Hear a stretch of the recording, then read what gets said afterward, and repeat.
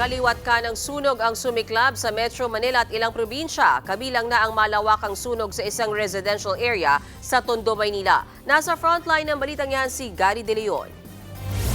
Kita sa drone shot na ito ang lawak ng sunog sa isang residential area sa Barangay 192, District 2, Tondo, Maynila. Nabalot din ng makapal na usok ang lugar. Sumiklab ang sunog kaninang alas 6:46 ng gabi. Mabilis na kumalat ang apoy dahil gawa sa light materials ang mga bahay. Naapula ang sunog bago mag alas 7:30 ng gabi. Inaalam pa ang bilang ng mga naabong bahay.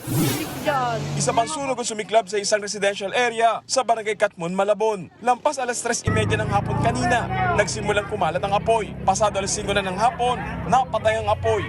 Gawa rin sa light materials ang mga bahay, kaya't mabilis kumalat ang apoy.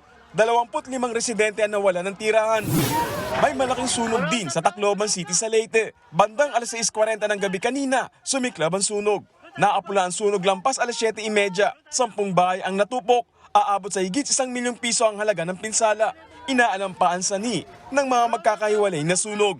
Nagbabalita mula sa frontline, Gary De Leon, News 5. Mga kapatid, Mean Los Baños po, huwag magpahuli sa mga balita at impormasyong dapat ninyong malaman.